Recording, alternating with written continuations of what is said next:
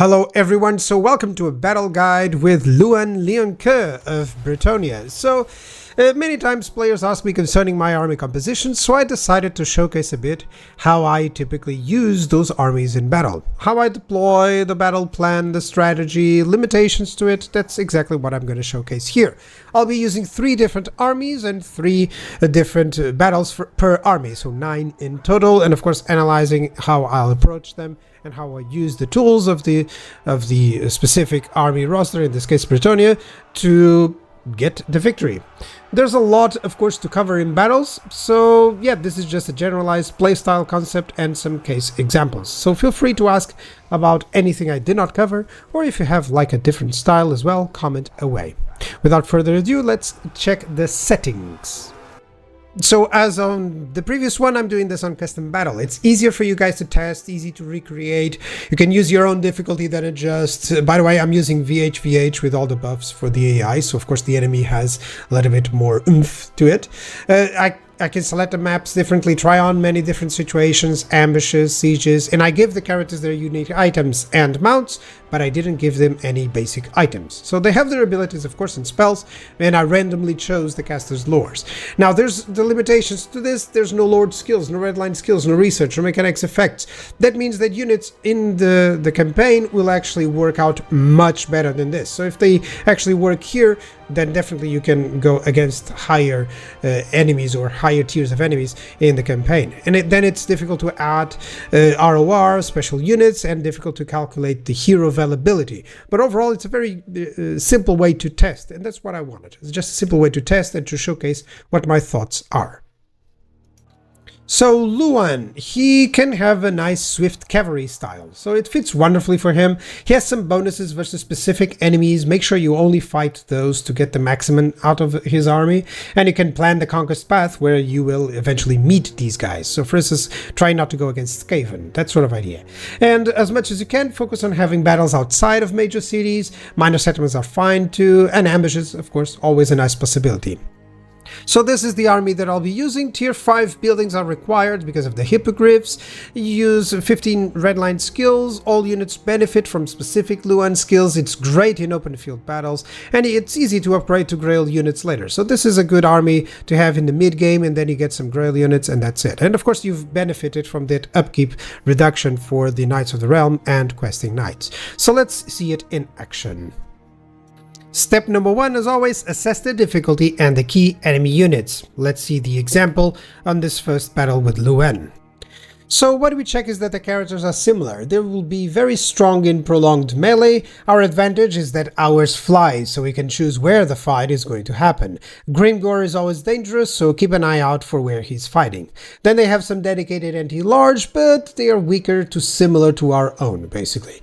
Their front line is easily going to take out our cavalry in prolonged fights, so it requires some micro to deal with. So checking the enemy units, of course, like this, allows you to devise a little bit of a plan of attack that either goes around those units or you take them out really fast. At least you plan out, and that's precisely what I'm doing here.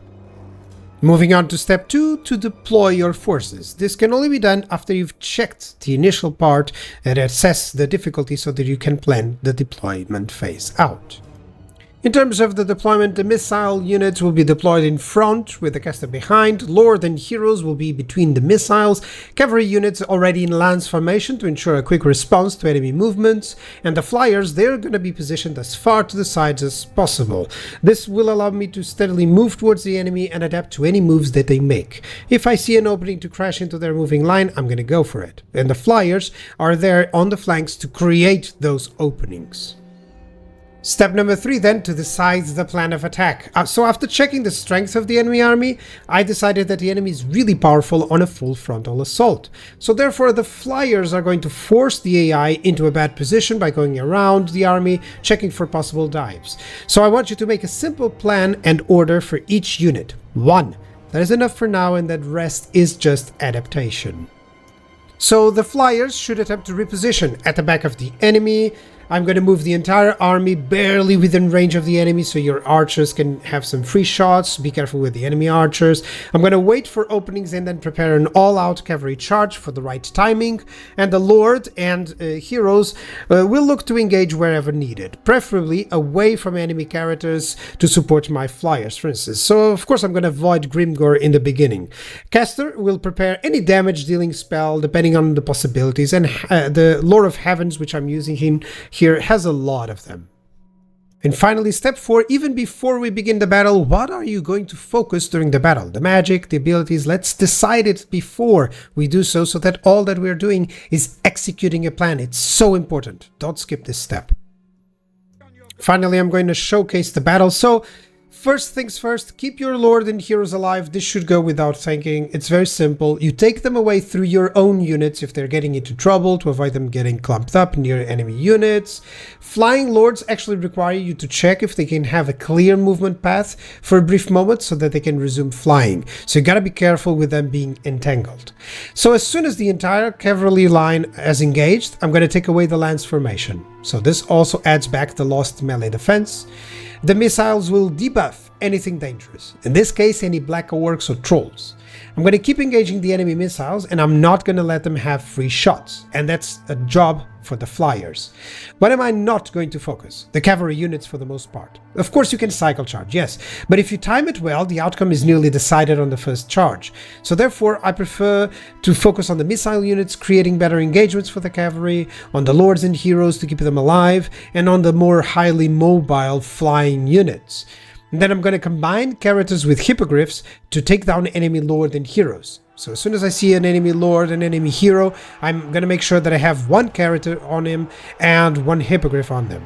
And I'm going to take a moment after the initial charge to see if any enemies went through your lines or if they're recovering. You know, you got to dispatch a flyer or any cavalry to deal with any returning routers. So let's watch the battle. This is where I'm doing the cavalry charge that I mentioned. I tell them to attack anything, really.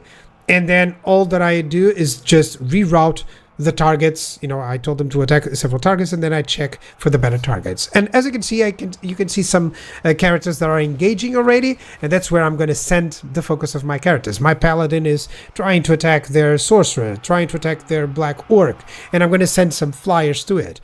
This is where you can see that there's one unit routing away from the battle. I have to give chase. Make sure that they don't reach the archers, make sure that they don't hit us, because that would imply a little bit of a more difficult battle. Well, you can avoid that, of course. Now, overall, there's always a time in the action, about after the first charge, first 2 shots, where you should stop. And this is where. So I can see already that flank is controlled. I can see that the enemy missiles are controlled.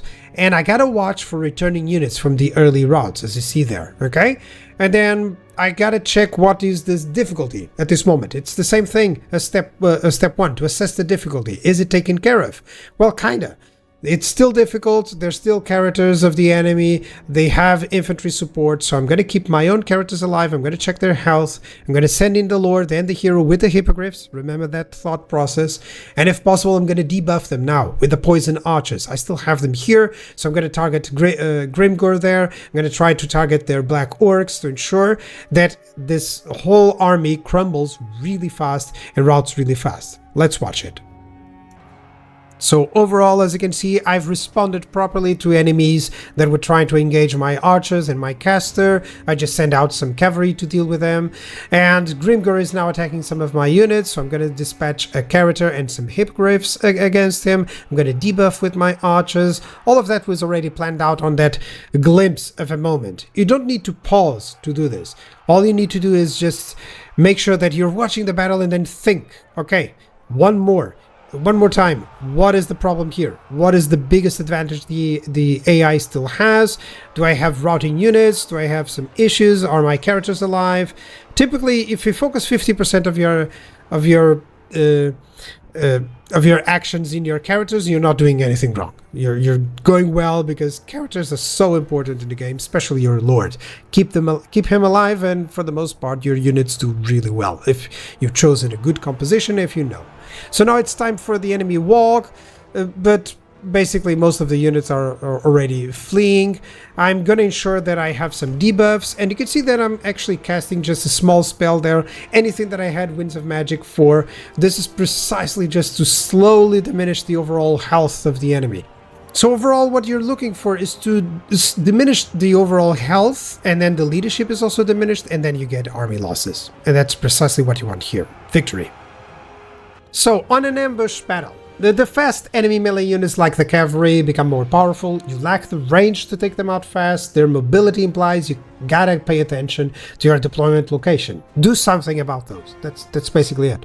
The characters remain very powerful, but now I can adapt to them. So in this case, while they're better than mine, I can evade them, or I can support with my own characters very fast.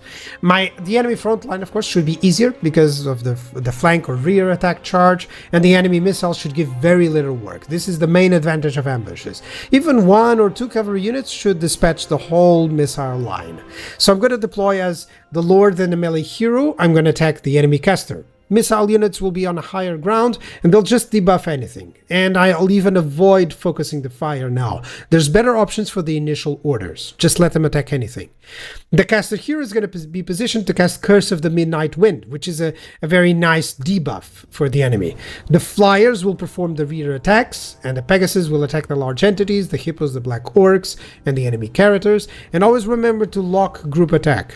Like, if you're uncertain how to do this, I can explain, but it allows you to quickly attack most enemy targets with just a few commands. Let's get down to it. So this is just executing a grouped attack.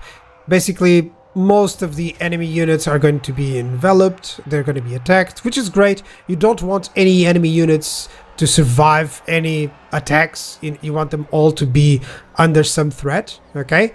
So you can see that Grimgor here was trying to move in against my archers, but that's perfect actually. I can send Louen to him. I dealt with the enemy caster, which is perfect. So my paladin is also going to attack. And you can see that I'm checking out for possible issues. I can see a lot of enemies routing already. That's perfect, but I still see some cavalry onwards. You know, they're trying to deploy. They're trying to go in for a rear charge. So I gotta dispatch someone to keep them from charging. That's what you want to avoid enemy cavalry to do, to charge you. So just ensure that you keep them away from it.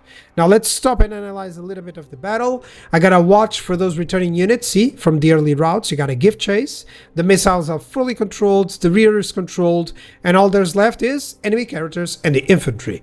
I'm gonna keep my characters alive. I'm gonna withdraw Louen. He's lost a little bit of health. I'm gonna see if he needs to be there or not. I'm gonna send in the Lord and Hero with the hippogriff supporting. I gotta dispatch some of the hippos that are attacking the black orcs, you know, and if possible, I'm gonna debuff everything that is powerful still with my poison archers. That's mainly what they're there for, to ensure that the enemy never has a good engagement with their characters or black orcs. Let's go for it.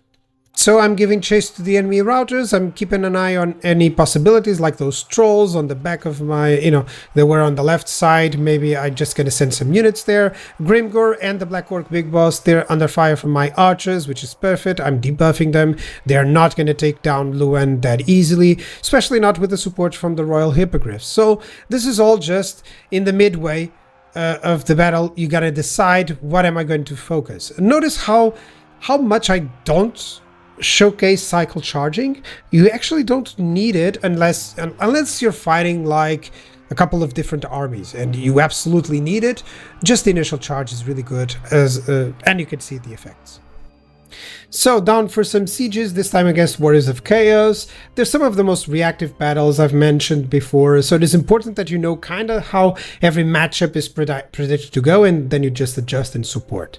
Once inside the walls, your job is to mass enemy units that are alone, work to envelop the enemy at the walls instead of advancing for capture points. Exactly, just force the enemy to mass crumble. So let's assess the difficulty. The enemy casters are powerful, they can fly, they're good fighters, they can also support their halberds well. Be careful. Enemy has great infantry, especially in prolonged combat.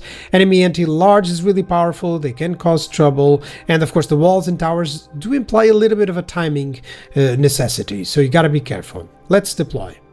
So the flyers should clear the walls, so they are charged combined with the knock effect can cause heavy casualties to even halberds on walls, and my archers are going to position to attack and debuff any targets that are like dangers to these flyers, like the enemy lord, the enemy hero, and the enemy halberds, for instance. The battering ram is going to go for the gate, of course. Cavalry units are going to remain in reserve. I'm going to split them more to force the enemy to also split. Notice this, always split them so that the enemy actually splits their forces as well. So the caster can actually use the Comet or Uranus Thunderbolt on enemy halberds. Bombardment spells overall are great versus wall targets. Now Lord and the hero will combine with the flyers to attack the walls, and I'm going to watch out for the enemy Lord and hero too. Now, as you're starting to see how easy the decisions are now. All that I need to do is just double check whether I've deployed properly or I need to adjust. But the decisions have already been made. I already know what is going to happen. So all that I need is to execute those. And this is so good for your micro. The fact that you already planned out the actions means that you're just executing them. And that's exactly what you want. So I'm just attacking the halberds, the chaos warriors. I'm debuffing all of these guys, as you can see with my poison archers. And overall, yes, don't be afraid to engage enemy halberds or enemy anti-large with your own large targets, especially if they're at walls, because you get to decide, especially with the flyers, you get to decide when that happens. You get to decide if the enemy is in a worse position or not, okay? Of course, the enemy can cause some troubles for you. I'm already seeing the enemy hero there. The enemy lord is still not here, which is perfect. So you can see that the walls are almost clear with just the flyers and support. And you gotta ensure that the enemy does not lure you out of the walls as they escape. I'm reading this just to be sure. This is what you're searching for at this moment, okay? You gotta check the flyers for matchups and ensure they do not get baited to the low ground. That's the max priority. Then the poison archers keep debuffing enemies, and the lord and the hero adapt to the current situation. All that you need to wait for then is for the gate to be destroyed. Once they are, the cavalry should rush in, and that becomes immediately a different point in the battle. Now let's watch it. So notice how I'm just disregarding the enemy towers. It doesn't matter really at this moment in time. They're not going to be the ones causing most of the trouble, okay? Because my plan is, well, quite fast. I'm at the walls immediately. You can see that I'm actually disengaging now because I'm waiting for the battering ram to go in, and I don't want to be lured into a lower ground position. See, for instance, I'm attacking the enemy lord, and he actually casted a great flame. He's going to destroy the whole unit because they're going to run towards that. So sometimes this can happen. Even the AI can cast a perfect one. And notice that how my poison archer immediately goes there. So I decided to keep this example precisely. I could have reloaded and show you a different battle, but I didn't want to. I wanted to showcase how things can get trickier. Things can be messy in sieges, especially because sometimes the AI will pull a couple of these nice shots at you. So already have my battering ram in position again. And always keep an eye out for those flyers. I'm checking, you can't see this precisely as I'm watching the replay, but I'm constantly checking that the flyers are not being baited out by the infantry to the low ground. And if you're fighting a multiplayer battle, you can do this. You can try to bait the enemy flyers there. Enemy lord is nearly down, and that was just a paladin with some hippogriffs. That's the advantage of the hippogriffs. Notice that my battering ram is just now going in. That's an error. That's something that I wasn't checking. So it's still a perfect moment to illustrate another importance. Back away with your flyers. You don't need to rush in. Right now the walls are cleared and all that is left is the enemies on the ground. And you need the cavalry for it. So just wait for the gate to be open, then combine with your cavalry. A couple of shots taken by the towers won't be as messy as you trying to take the better targets and to rush in and to force the enemy into submission, especially if the enemy has more forces. You can do this against the bigger army. By the way, this sort of layered initiative, just make sure that you recognize when you should back away. Now, let's check it out. Basically, the battering ram doesn't take too long at the walls, and this is why also I like to bring these 3 missile units. Some people ask me why you bring some missile units with a cavalry all force. It's because of sieges. It helps so much. You can see the influence of these guys debuffing. You know, it's making my questing knights and my Knights of the Realm look way stronger than they actually should be. And well, in the late game, you can still use this army really well if you know what you're doing and if you plan it out well, because of course you're going to have so many bonuses to questing knights and Knights of the Realm.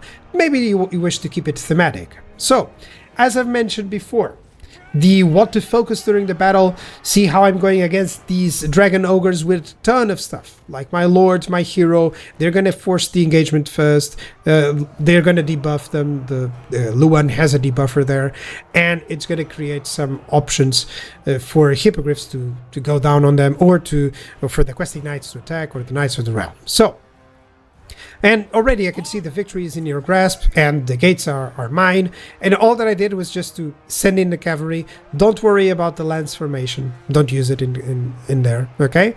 The peasant bowmen, this is the time where I could have sent them already to the walls. So they still had some targets that they could shoot over the walls. But if you want to layer that initiative a little bit more, that would be the next step. Just wait for the gates are breached. If the enemy doesn't have any infantry, put your archers on the walls, let them pepper fire, you know, that sort of idea also works greatly.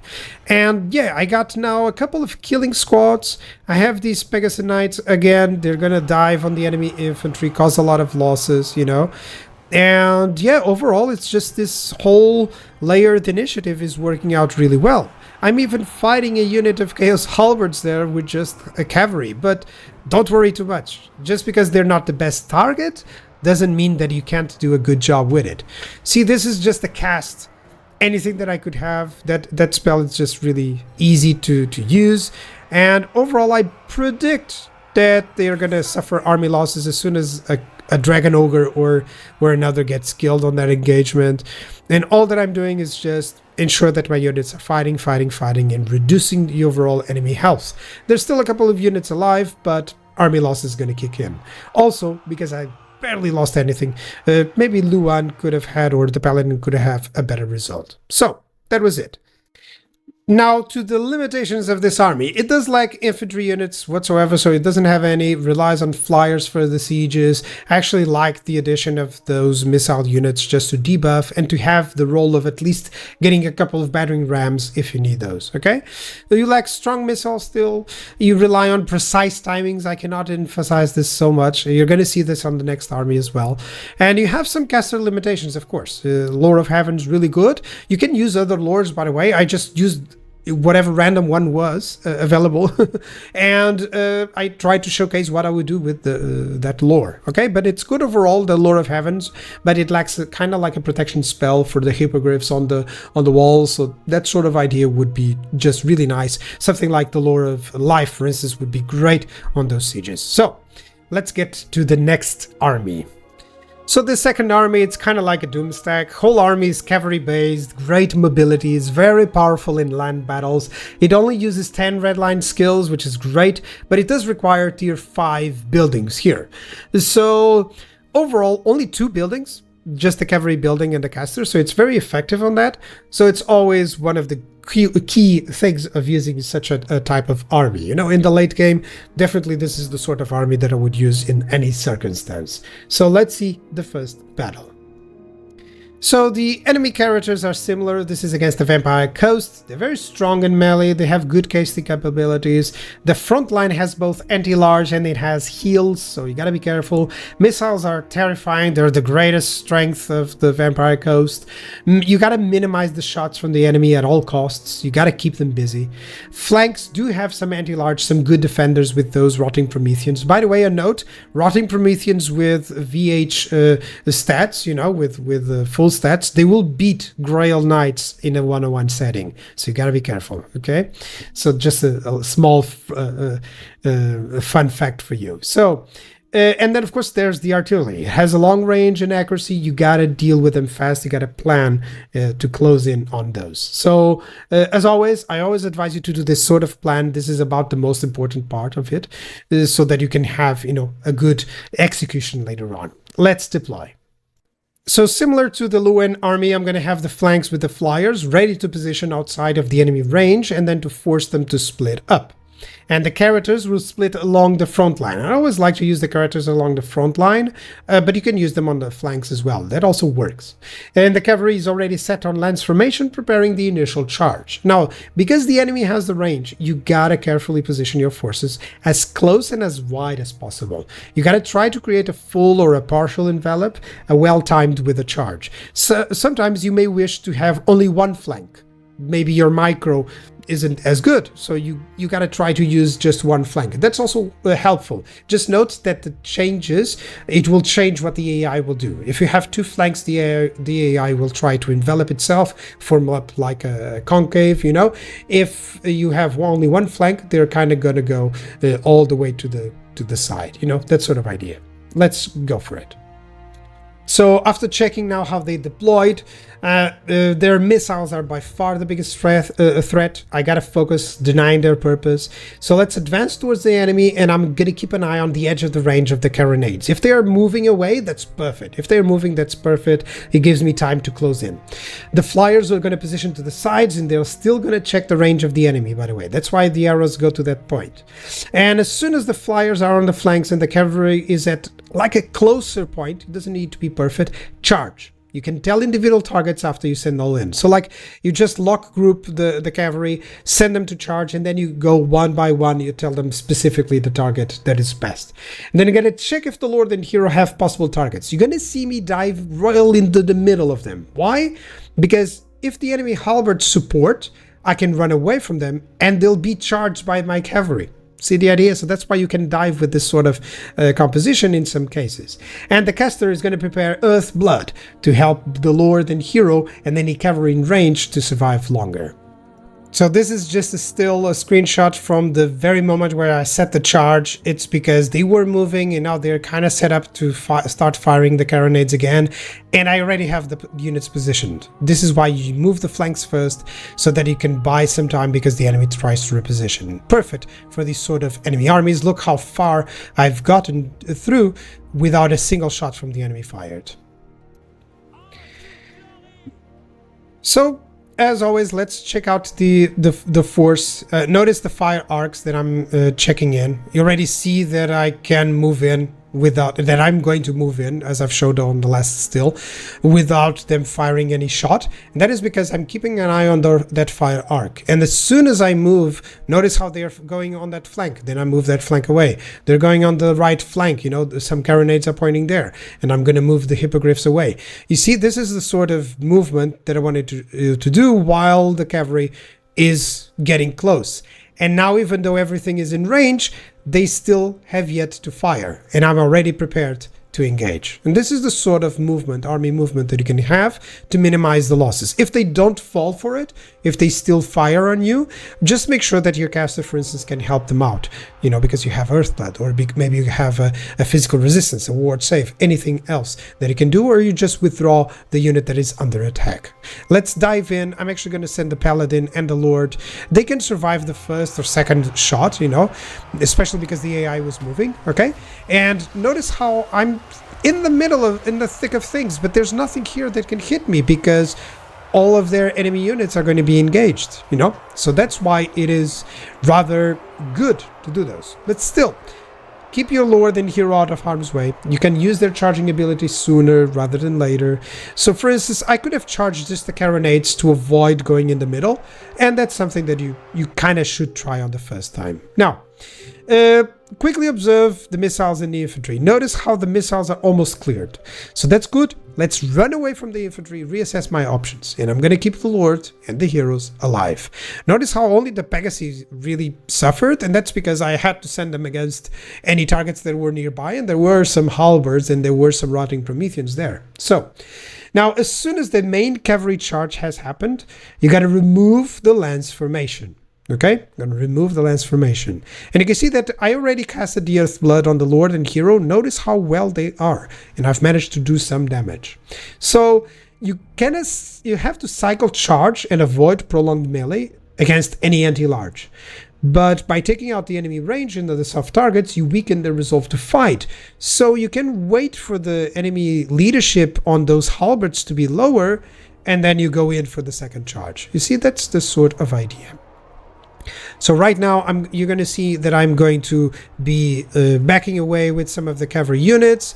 I'm going to start reassessing. Are my characters fine? They seem so. I don't see any great units there. There's some missile units still that I have survived, but I have units in support. So I'm going to keep an eye on those and decide, is my caster fine just supporting them? Can I just heal them out? That's the sort of decision that I want you to see. And yeah, there's a Pegasus unit running away because there's some halberds.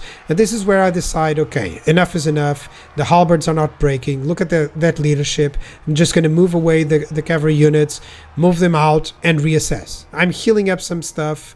I'm going to check if I can do some damage to the characters. And this is always that card. The enemy cannot defend everything. So if their halberds are strong, I have some advantage on the other side, and that is taking out their characters. You can see that mine are doing much better, even though I have 2 against 3. I'm going to send the caster in. Yet don't feel afraid of doing this, especially in the early game.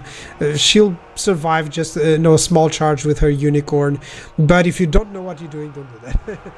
But I know that I'm just going to go there and force an overall army losses, which is what I wanted. I just wanted someone to go very quick, and that's where the caster was. On an ambush, I'm going to quickly check the sustain units. The Rotting Prometheans, the Depth Guard Alberts will hold on until the end. And the enemy characters are vulnerable to my own and hippogriffs. You see those 2 notes? That's exactly what the plan of attack is going to focus on. Okay? So the missile units are going to be dealt with real easily. Okay? Even 2 cavalry units can deal with 4 to 5 missile units on a charge like this. Pegasus will deal with the artillery and the Prometheans. They are anti-large. They can survive there. And the cavalry will engage the infantry with the lance on. You gotta make sure that you remember to remove it later. Lord and the hero with the hippogriffs engaging the enemy caster first, and your caster is already ready to cast Earthblood wherever is necessary. So take out the enemy range quickly and then deal with the infantry and characters. So what I'm gonna focus during the battle, I'm gonna keep my lord and heroes alive. Remember, always that's the first rule of what you focus on. I'm going to ensure also that my lord and hero keep using their abilities. You know, the charge, the speed, just use it immediately. Even if you use it later on, I want you to try and do that, because that will give you that mechanical idea that you always hit that, you know.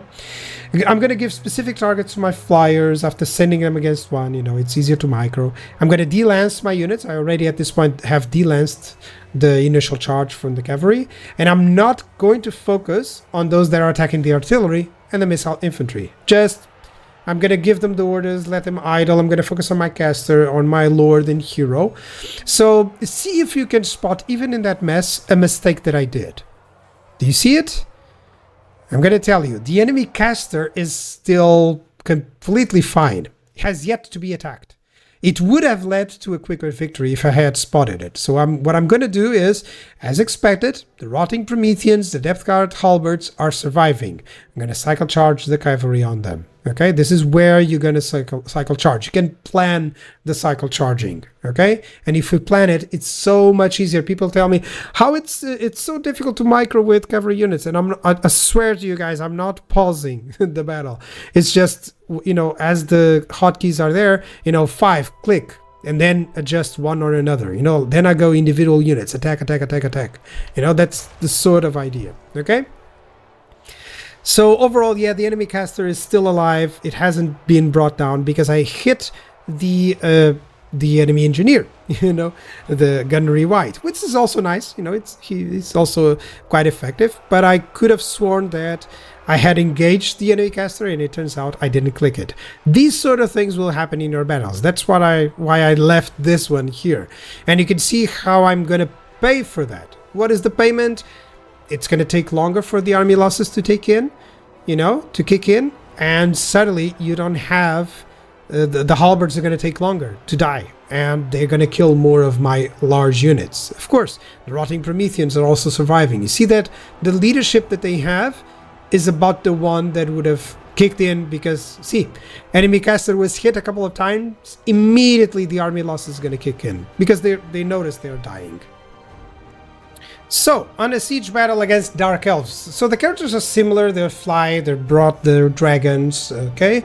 So they have some great frontline anti-large capabilities, some blackguards. They also have plenty of effective missile units here with the dark shards, and the single entities will pose some issues to the cavalry units, okay? You gotta be careful with this one. So let's deploy and let's figure out a plan of attack. So the Pegasus, they'll engage the walled units, the Hippogriffs and the Lord will wait to engage enemy flyers. The heroes will engage the gate. Note, you don't have anything that can have siege equipment. So this is the issue with this army. You gotta learn how to do this one. Cavalry is gonna wait to enter the city, and the caster is gonna seek any opportunity to either heals or buffs. So, but basically, it's gonna heal up a lot on the flyers because it's gonna be necessary. So the plan of attack, as you can see, still the lack of infantry is the problem. You got to send the characters to open the gate, which means 1 or 2 less characters to do this. But we always have to ensure that you know what you're going to focus, and the flyers are going to be the main focus on this sort of army. Watch for the bait to the low ground, okay? Don't let the enemy bait you into a, anti-large. You got to keep an eye on the gates. The Lord and the heroes, they can breach the gates really fast, but still, you gotta be careful.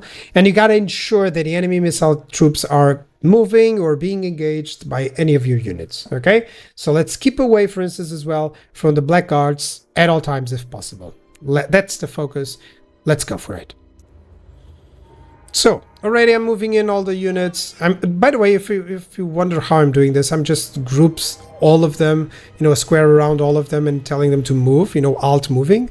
And on these units, I just tell them to attack and group lock the attack, so they move in. As you can see, 3 dark shards dealt with, that's only 2. And I gotta keep an eye on those flyers. That's why my royal hippogriffs are here. That's why I have my lord still back, because I'm gonna wait to see how they are gonna respond. Even the Pegasus, they can deal with those dragons and the enemy caster, but this is the perfect time to send them in, because right now there's a couple of less flyers. I'm gonna back away with my Pegasus, and this is just mainly to not be baited onto the low ground. I believe I already was a little bit baited onto the low ground, okay? Now my enemy lord is going against the sorcerer. That's perfect. I think she casts like 1 spell the whole battle, which is great. That's exactly what you want. The black dragons are engaging my royal Pegasus there. Yeah, it's fine. They can deal with the black dragon. It's not going to kill them too fast. They're not going to kill them without support. That's why I'm sending in the hippogriffs.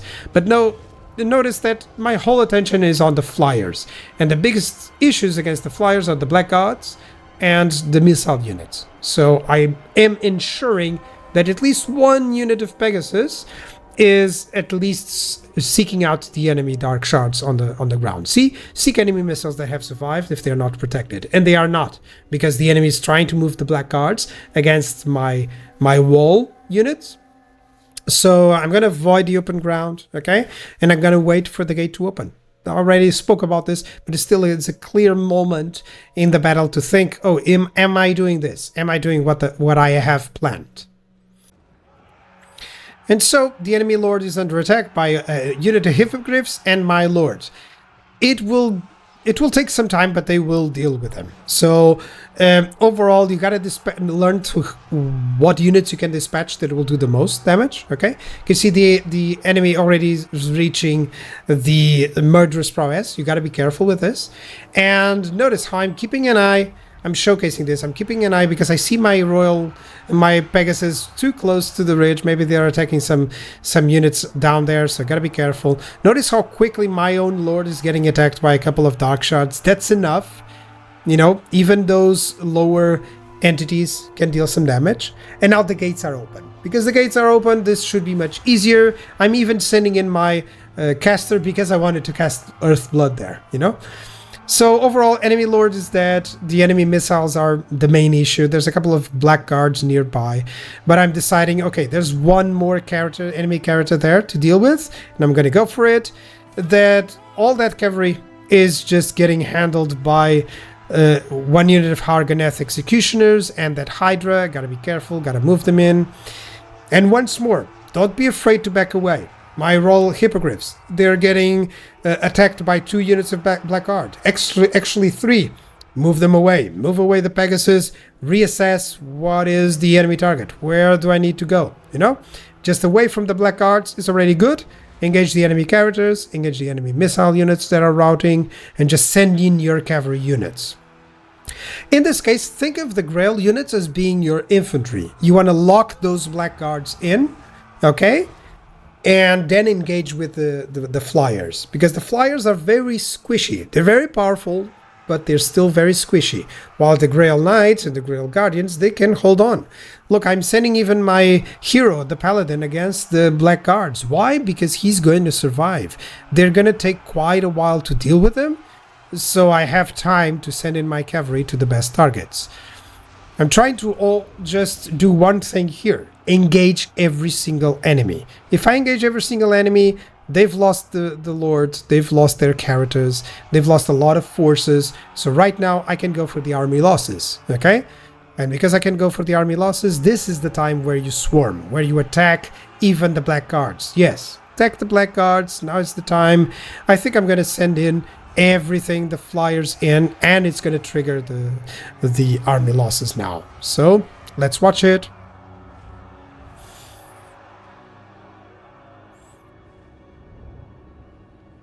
Yeah, see, I'm dispatching even some units against this Black Guard of Nagaron. You gotta read, you know, if the enemy has a strong lord or strong settings, gotta be careful with the leadership.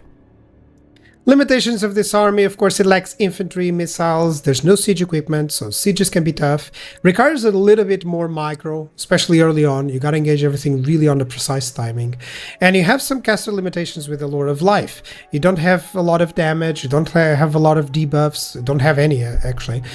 All that you go for is just to protect your units. It fits well with this army, I would actually recommend, but still, gotta remember that you're not gonna have a caster that can do, you know, a combative caster or a chain lightning.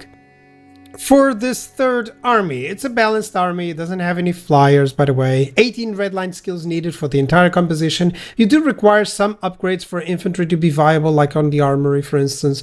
All military buildings are required, but this is still a cheaper army, and it's a good sweeper or support force, but it's not fast though, so you gotta be careful. And it brings some ranged capacity, at least, to the battlefield. For the first battle against the Skaven here, so the characters are slightly weaker. They're good with support and they have some good casting capabilities, you gotta be careful. The enemy has great armor piercing and anti-large infantry as well. The missiles are great, don't let them shoot, okay? The flanks are average. They don't have any dedicated anti-large, especially not against your Grail Knights, you know, but just be careful. Keep an eye on them, make sure that you do the charge. That's about it. So, as always, checking the key enemy units allows you to devise a little bit of a plan of attack. Let's go for it. So on the deploy phase, the front line is a zigzag staggered line. Front units have shields, the back ones do not. Artillery is behind and ensuring that I have some higher ground if they need the line of sight. By the way, these ones don't need it, but, you know, as a rule of thumb. 2 groups of cavalry, 1 per flank, and I'm going to use cover if possible. The first group, the one on the left, is on the cover. Just make sure that they are, you know, hidden, by the way. So the enemy is going to suffer casualties in this case. They don't have any artillery, so they have to try and advance. And once they are moving, then their flanks are going to become vulnerable, so you're going to move to exploit their vulnerability, which means you have to decide the plan of attack, thinking what is going to happen with this deploy phase in mind. So their missile power is the main threat, and then the characters are kind of like the second target. So I'm going to hit any good targets with my trebuchets, like anti-large units, perfect. Hit those stone vermin with halberds. I'm going to move the cavalry to a better position, ready to attack, especially after a couple of shots from the trebuchets. They're going to start moving. I am going to be in a position to take that advantage, to reinforce that advantage. My infantry missile units are going to stay back with the artillery, and the flying characters will keep an eye out for any vulnerable targets, and they are going to dive on them, especially the enemy caster. Just be careful of the enemy missile units. If they are focusing down your hero and lord, you gotta be careful. They can do a lot of damage to them. And my caster is of beasts. It's going to either prepare a Manticore summon or a good buff. So here's the battle. My flanks are moving in, but still The trebuchets are the main target now, or the main focus of what I'm doing. I'm going to hit any anti-large units that I can, and I'm going to wait. This is a very reactive style. Once you have the artillery, you can always plan on just having a little bit of damage to the enemy and forcing them into a worse position. All that I'm saying here is just that you should try to take advantage of that and prepare for that. You're going to know that I specifically made this Skaven army without any artillery to showcase this. If they don't have any artillery, or if maybe they had just one and you could deal with it, then they will have to be the ones moving in, and you can take advantage of that movement. I'm going to move my one of my flanks over there. It's just going to make their line spread out a little bit more, and that creates opportunities. Opportunities like attacking one unit that is undefended for a while. I can send in my cavalry. It can deal a lot of damage before the AI has the time to respond. Okay? Overall, like always, keep your lord and heroes out of harm's way. Check who they're fighting constantly. I'm going to check if the cavalry has an opening to dive on some missile units. See the warplock Giselles there. Maybe I can dive them in. Even though there's one unit of halberds there, it cannot control 3 units of cavalry, so one of them is going to go out. Same thing on this flank. I realized that there's only mutant red ogres and the brute horrors there, so it's fine. There's no halberds. I can deal with them. Okay?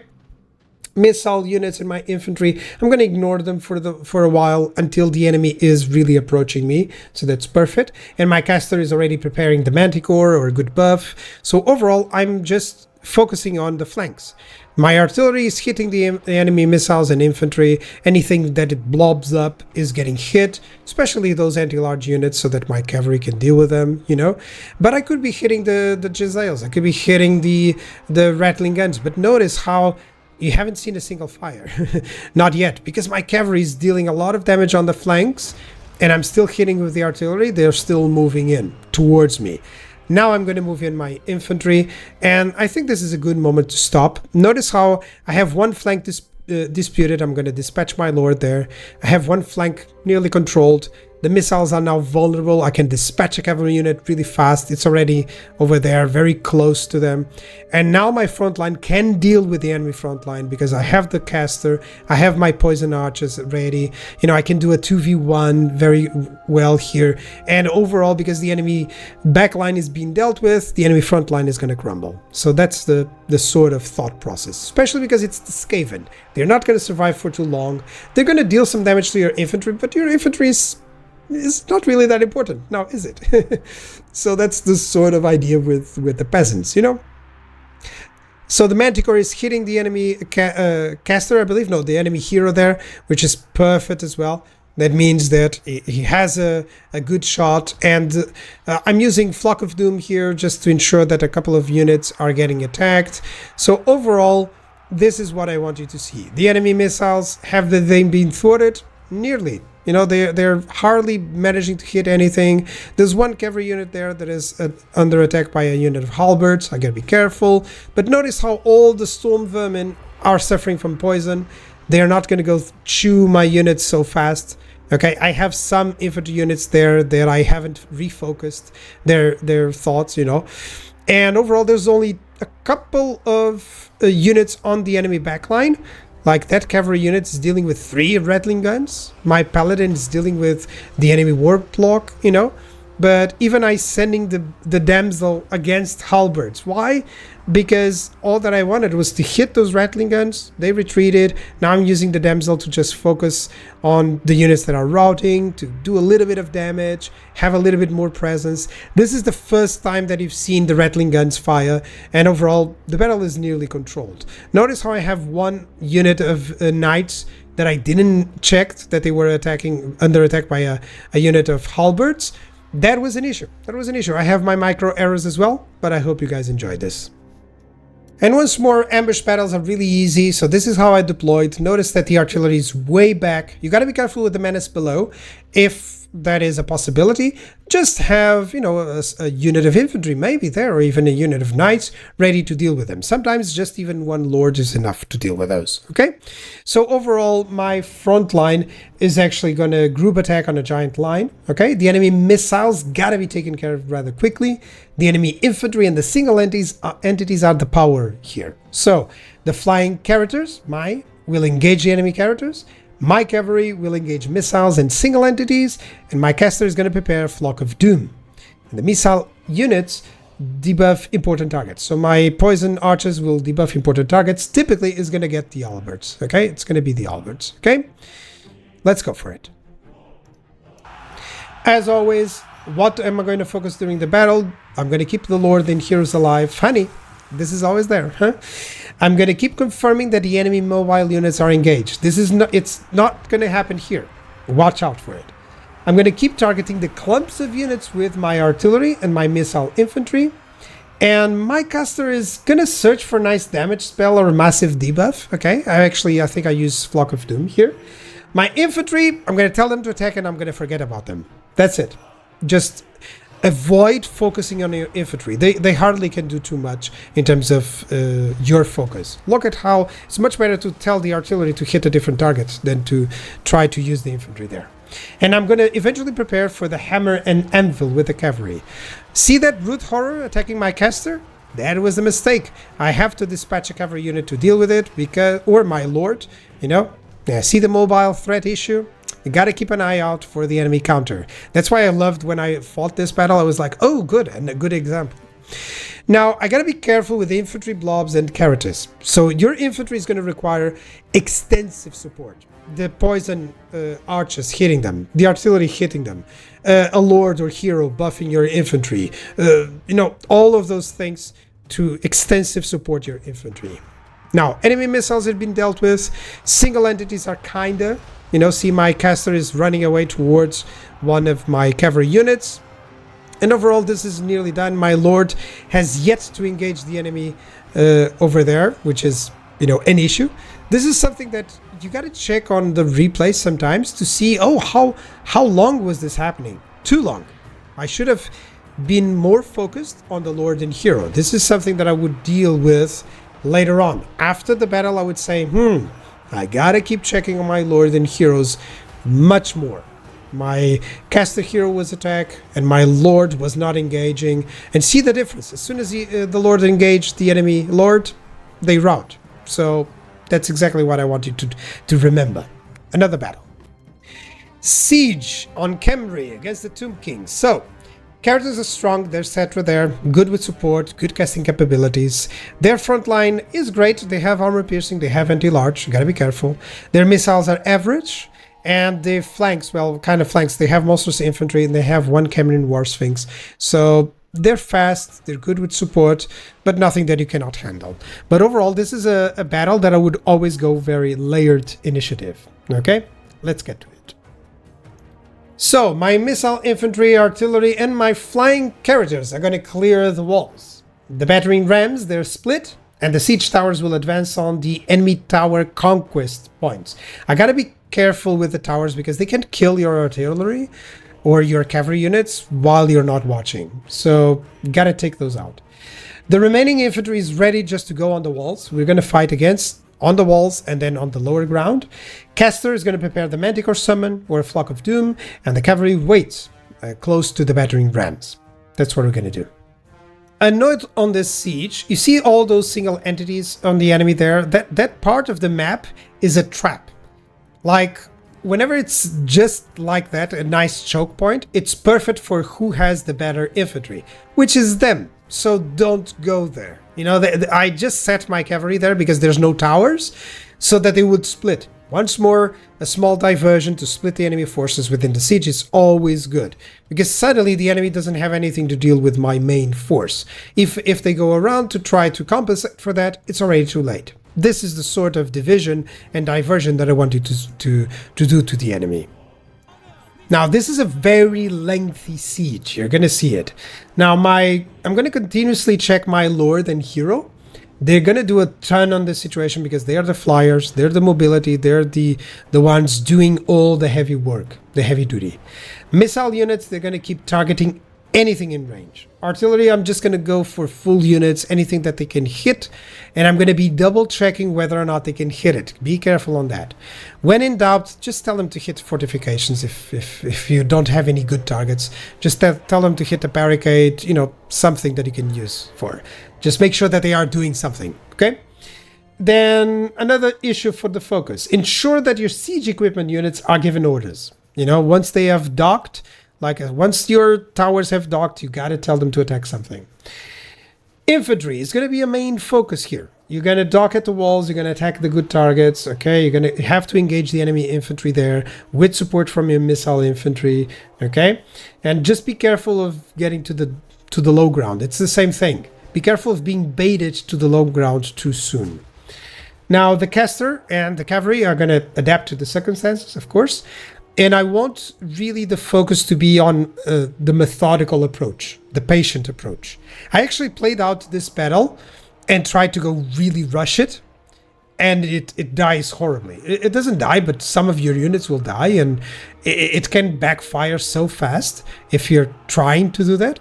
So I recommend actually that you try to do this battle if you're not familiarized with how to use the infantry and the archers and the artillery from Bretonnia. Try it out. You're going to have some fun. You know, trying to see how you can crack the code on this sort of siege. And especially you can add some better units from the AI or give them some experience or anything and just try to make it a little bit even more fun for you. Notice how I'm engaging the archers. I'm comfortable sending the foot squires now. You know, all those halberds that are showing up, they're already very reduced in health. It's fine. We can deal with this. I have my lord and hero there. Right now I'm sending some battle pilgrims to assist against these Nehekara warriors. They're under attack by my artillery. That's great. My manticore is just going to stop those halberds from doing anything really. And this is just a target. I want them to hit the manticore with anything that they've got so that my lord and hero survive. That's essentially it. I'm hitting this gate, and this is going to be a problem on this playthrough. I'm going to forget about that gate too long. Don't do that, okay? Remember to always keep checking on your gates. You're going to see that the gates have been open already. See the left icon on the screen? And I've yet to move the cavalry, and it's going to take like a minute or so. I'm going to be so... I'm pointing it out because this is on the replay, but notice how my cavalry is not moving. At the same time, I'm actually focusing on the other targets. I'm using my lord, my hero, and that's also what I want you to remember. You are limited. You're a player.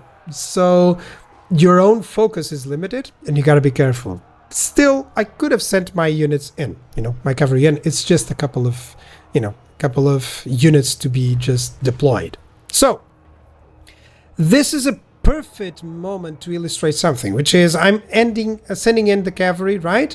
And now the enemy is sending in the rest of their forces. I'm getting through the gates. Finally, I'm going to send the cavalry. 1 minute. They still haven't been sent. Oh, God, that's so bad. But still, it's good for you guys to remember. You're going to remember that I made that mistake. So cavalry units are moving in. I'm going to send them against the spear unit. It's fine. They are on the low ground. Cetra is nearby, but it's not going to do too much. Watch out for that summon of Ushapti. Could have been on my artillery. I don't know why the AI didn't go for it. But yeah, notice how it's 4 minutes already on the siege, and it's not going to go down soon. Okay, you got to be careful with rushing on this part because this is not a rush army. This is a let's go methodical approach army. So I'm going to showcase what do you do with those.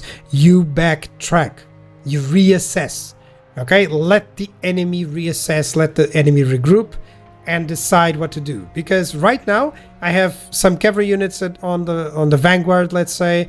I have my units split up. Finally, I got my other cavalry units. And now I got to decide where is going to be the fight.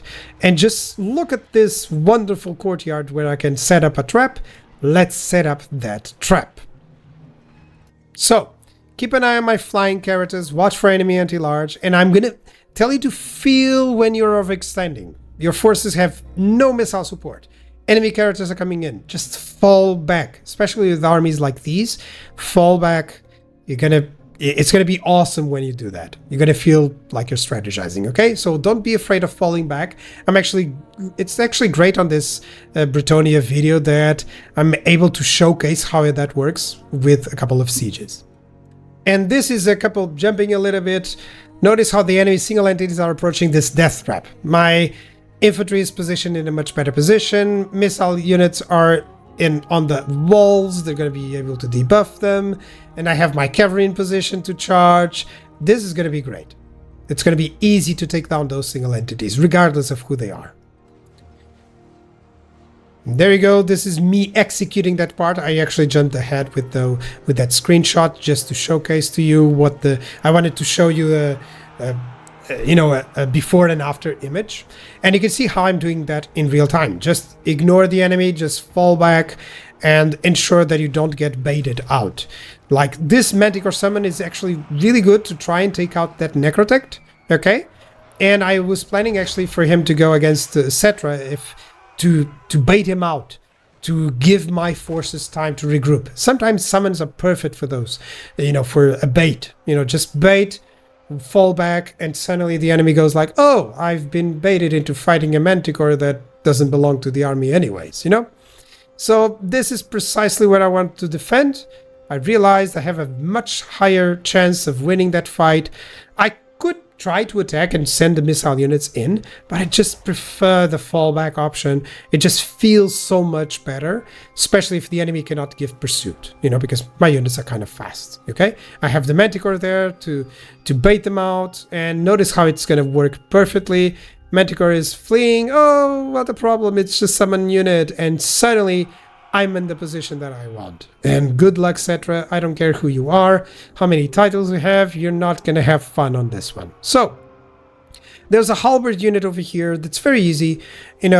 Just send some pilgrims against it, and then I'm going to send the guardians over there. But I also have my artillery ready. Always remember this.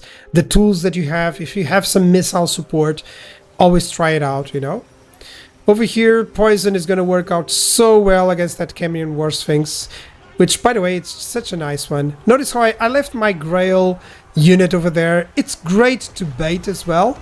Just don't leave it alone for too long. But it's great to bait those initial charges, because suddenly it's not charging my infantry. That's the kind of stuff that I wanted to use. When you use all units effectively, it becomes really cool. Right now, what could I have done is stop my artillery. No, they're hitting my units. Yeah, but these are blessed trebuchets, so I guess it's fine. They're blessing myself. So there's a couple of units that are not engaged, which means that army losses is still not kicking in. I could have sent those cavalry units against that, and that would mean a better army losses. But notice how the Cambrian War Sphinx is dying. The Tomb Prince as well, and Cetra is doing all that he can to debuff and cause damage to my units, but he's only one, and I have what, 5-7 units here. I mean, even Cetra cannot deal with that. So he's still getting poisoned, which is great. I'm actually taking away my hero because I wanted to charge somewhere else.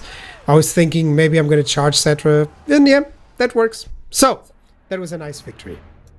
Now, the limitations of this army, of course, it's difficult versus more advanced enemies. You're not going to send this against the stack of Chosen. It's a support army. Can be easy to break. It's difficult to micromanage. Infantry is really squishy. You need constant support. It's one of the issues with Bretonnia. If you try to use the infantry, be careful, okay? I do like it because I like to use every single unit, but it's difficult to justify in some occasions. It lacks proper flyers and the caster limitations. Of course, this is a beasts, no vortex, so it's very situational. I like the lore, but you can have some others. Perhaps the Heaven's lore really works out with this army. And that is it. Couple of armies, so 3 different armies, 3 battles each. So I hope you guys enjoyed this and are enjoying this series, okay? Overall, don't forget, you have to always, step 1, assess the difficulty, step 2, to deploy according to that difficulty, step 3, to decide a plan of attack, and step 4, to focus during the battle to decide the magic and abilities. So I hope you guys are enjoying this this style, and let me know in the comments below. Have fun, and bye-bye.